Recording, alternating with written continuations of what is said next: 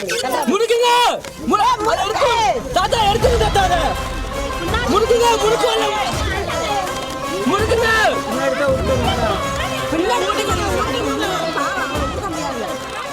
ஏரி காத்த ராமரை இழுக்க தயாராகும் உலகில் எங்கும் காண முடியாத அளவுக்கு 3 டன் எடை கொண்ட தென்னை நாரில் திரிக்கப்படும் 700 அடி வடம். சிவகங்கை மாவட்டம் சிங்கமுனரி. சிங்கமுனரினாலே சிறப்பு கயர் தொழில் தான். கயர் தொழில இன்னும் சிறப்புனா தேர்வடம் தான். இங்க இருந்துதான் தேர்வடம் தமிழ்நாடு ஃபுல்லா டெலிவரி பண்ணிட்டு இருக்கோம். எல்லாத்துக்கும் நாங்க தான் போட்டு கொடுத்துட்டு இருக்கோம். இப்ப பாத்தீங்கன்னா 4 தலைமுறையா செஞ்சுட்டு இருக்கோம். ஐயா, தாத்தா, அப்பா, இப்ப அடுத்து நான் பண்ணிட்டு இருக்கேன்.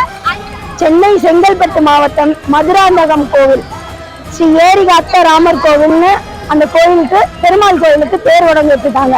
இந்த தேர்வடம் பாத்தீங்கன்னா 20 நாளா தயார் செஞ்சுட்டு இருக்கோம். இப்ப ஃபைனல் ஒர்க். காப்பு கட்டி விரதம் இருந்து பெண் தலைமையில் 260 பேர் தயாரிக்கும் ராட்சத வடம் தயாரிக்கும் பணி.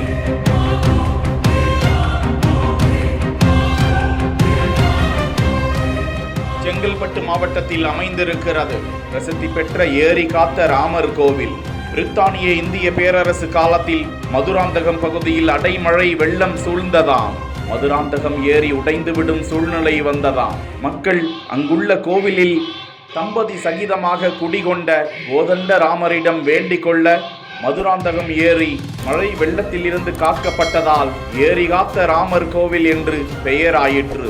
அந்த பகுதியில் தென்னை மரம் அதிகமாக உள்ளதால் தேங்காய் மட்டையில் இருந்து மஞ்சி உற்பத்தி செய்து செயற்கை கலப்பில்லாத தென்னை நார் கயிறு தேர் வடமாக தயாரிப்பு செய்து தமிழகம் மட்டுமின்றி வெளிமாநிலங்கள் வெளிநாடுகளுக்கும் அனுப்பப்பட்டு வரும் நிலையில் மதுராந்தகம் ஏரி காத்த ஸ்ரீராமர் கோவிலுக்கு தேர் வடம் தயாரிக்கும் பணியை தான் பார்த்து கொண்டிருக்கிறோம்.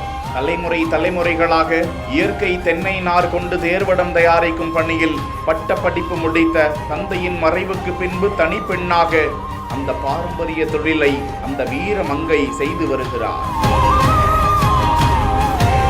கயிறு தயாரிக்கும் பணியில் சுமார் 260 பேர் 2100 மணி நேரம் மனித உழைப்பை கொடுத்து ஒரு பிரிவுக்கு 90 கயிறு வீதம் 4 பிரிவுக்கு 360 கயிறுகள் சேர்ந்து 700 அடி நீளத்தில் 19 இன்ச் சுற்றளவில் 3 டன் எடையுள்ள பிரம்மாண்ட தேர்வட தயாரிப்பு பணி நிறைவுற்றது.